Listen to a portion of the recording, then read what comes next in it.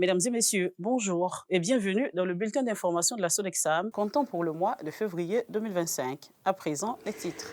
Le bilan de l'exercice de 2024 de la Sodexam est positif et de grandes perspectives sont annoncées pour 2025. Bientôt un nouveau siège pour la Sodexam. Le bâtiment en finition a été visité par le conseil d'administration. Et que dit la météo du mois de février pendant que les populations d'Abidjan se plaignent de la chaleur? Nous sommes heureux de vous retrouver pour la deuxième fois dans l'Aérien, le journal télévisé de la Sodexam qui vous donne l'actualité de l'entreprise et vous annonce la météo générale du mois. Pour marquer le début du nouvel an, la direction générale et les agents du siège de la Sodexam ont procédé à la première cérémonie du salut aux couleurs nationales le lundi 3 février 2025. Une initiative pour promouvoir le civisme, la solidarité et le respect des symboles de la République au sein de l'entreprise. Le compte-rendu de Don Gévert et de Fedana Yeo. L'Abidjanaise, l'hymne national de la Côte d'Ivoire, chanté avec amour par le personnel de la Sodexam et la troupe du groupement de sécurité aéroportuaire de la Gendarmerie nationale le lundi 3 février 2025, à l'occasion de la cérémonie de salut aux couleurs nationales du Nouvel An. Une initiative de la Direction générale de la Sodexam pour promouvoir les valeurs citoyennes et renforcer le sentiment d'appartenance à l'entreprise. Au cours de l'année 2024, nous avons lancé la campagne de sensibilisation contre la discrimination et le harcèlement au travail. Des valeurs pour garantir un meilleur environnement de travail pour tous et pour appeler chacun au respect de son prochain. C'est dans cette même optique que nous avons initié le salut aux couleurs nationales ce jour, afin de rappeler les valeurs citoyennes. Fiers de leur identité, les agents du siège ont réaffirmé leur attachement au drapeau orange, blanc et vert, symbole fort de la nation. Depuis que nous sommes à la Sodexam, c'est la toute première fois. C'est un acte louable et à renouveler. Ça a été un événement marquant, un événement heureux. C'était intéressant. Structure spécialisée dans la gestion des aéroports, de la météorologie et des activités aéronautiques, la Sodexam compte près de 600 agents repartis sur 15 aéroports domestiques, 14 stations météorologiques et un centre de médecine aéronautique et aéroportuaire. Le rappel des valeurs citoyennes à travers la cérémonie de salut aux couleurs vise à maintenir les agents dans la vision d'excellence prônée par son directeur général. Face à la presse et au personnel, le directeur général Jean-Louis Moulot a présenté un bilan positif de l'année écoulée et a annoncé de grands chantiers pour 2025. C'était au cours d'une rencontre et d'un déjeuner de presse les vendredis 17 et mardi 21 janvier 2025. Le compte-rendu de Djeneba Bamba et de Prisca Bois. Face aux agents de la Sodexam, en présentiel à la salle polyvalente et à distance via Internet, le directeur général Jean-Louis Moulot a dressé le bilan de l'exercice de 2024. Un bilan positif qui met en lumière les réalisations majeures de l'année écoulée. Autre décor, même contenu, le directeur général a présenté le même bilan à la presse nationale et internationale dans un hôtel de l'espace aéroportuaire le vendredi 17 janvier dernier. 2024 a été une année de défis, mais avec la motivation et la vision de l'ensemble de nos équipes qui découle de la vision portée par le président de la République. Nous avons su répondre aux attentes et relever la plupart des défis qui nous ont été posés. Et le principal était notre contribution à l'organisation de la Coupe d'Afrique des Nations en termes météorologiques et également sur les aéroports. À l'image de 2024, l'année 2025 annonce de grandes perspectives. Sous l'impulsion du ministre des Transports, nous continuerons à travailler à la modernisation des aéroports, qu'il s'agisse de l'aéroport international d'Abidjan ou des aéroports domestiques. Une occasion pour les journalistes de découvrir toutes les missions de l'entreprise et de se rapprocher de ses dirigeants. Je retiens que quand on dit Sodexam, désormais, ce n'est pas que la météo.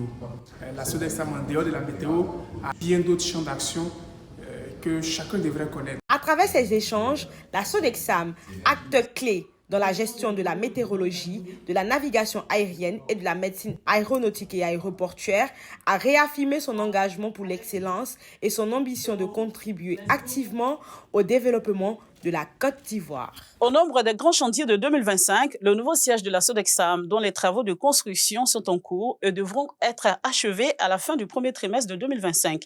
Mais avant, les membres du conseil d'administration ont effectué une visite le vendredi 20 décembre dernier pour constater le niveau d'avancement.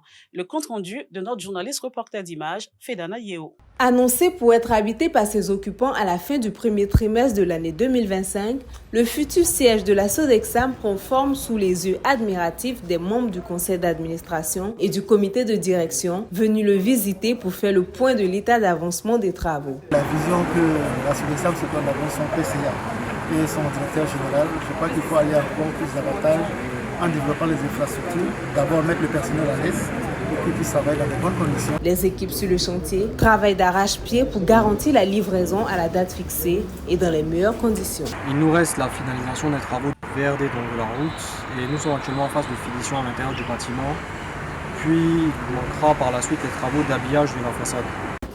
Le siège de la Sodexam, symbole de modernisation et de dynamisme, reflète la vision du directeur général sur le chantier ce jour en compagnie du président du conseil d'administration. Les unités de sauvetage et de lutte contre les incendies d'aéronefs des aéroports de Yamoussoukro, San Pedro et Korogo ont effectué des exercices de simulation sur feu réel.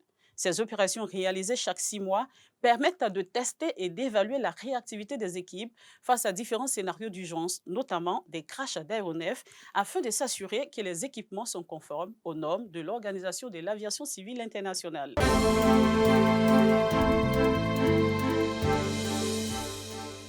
Il fait chaud à Abidjan, nous disent les populations de la capitale économique et environ. Pourtant, les mois de décembre et de janvier sont connus pour les vents secs et froids de l'Harmattan. Mais le constat est différent pour cette année, comme nous dit le reportage de Priska Bois. C'est à Adjamé, l'une des communes les plus populaires d'Abidjan, que nous avons tendu le micro pour faire un sondage sur les vagues de chaleur en hausse ce mois-ci. Janvier, ça là, on n'a pas senti à matin, il fait très chaud. Le soleil nous frappe toute la journée. Tout notre argent rentre dans l'eau. C'est l'eau glacée seulement on boit toute la journée. Pour Nawa, vendeuse d'eau, cette chaleur est plutôt une aubaine. Elle lui permet d'écouler plus rapidement sa marchandise. Avec la chaleur, là, c'est vrai que le marché n'est pas trop rempli, mais Dieu nous fait grâce. Par jour, je peux vendre 7 à 8 paquets comme ça. Face à ce phénomène, certains habitants s'interrogent sur l'impact du changement climatique, tandis que d'autres tentent de s'adapter aux nouvelles conditions météorologiques qui bouleversent leur quotidien.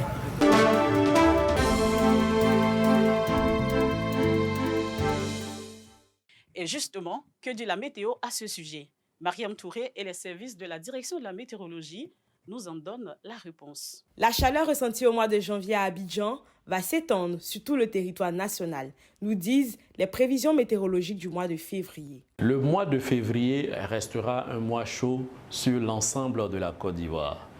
Mais nous aurons par moments quelques orages qui viendront légèrement atténuer la tendance. Les températures vont varier et même le nord qui subit l'Harmattan depuis le mois de décembre ne sera pas épargné. Partant du nord où nous avons présentement l'Harmattan, les températures pourront atteindre des valeurs maximales autour de 41 degrés. Et en descendant vers le sud du pays, nous allons avoir des températures maximales qui tourneront autour de 39. Lorsque nous arriverons sur le sud forestier et le littoral, nous allons avoir des températures de l'ordre de 37 degrés. L'agriculture en payera le lourd tribut. C'est pourquoi Ferdinand Eclou donne les conseils pour protéger les cultures en cette période. Les plantes peuvent subir le stress hydrique et à partir de ce moment-là, il faut leur apporter de l'eau afin de leur permettre de continuer leur croissance. Mais il y a également l'homme qui peut subir les conséquences de ces vents secs-là avec quelques rhinites suite à la concentration de ces poussières atmosphériques qui sont un peu élevées. Pour assurer le suivi et annoncer les variations de température, la direction de la météorologie nationale édite les bulletins quotidiens disponibles tous les jours à partir de 6 heures sur les réseaux sociaux, le site internet de la Sodexam et les médias. Merci de nous avoir suivis et restez connectés sur nos réseaux sociaux, le site internet et les médias pour découvrir la météo quotidienne afin de mieux planifier votre journée.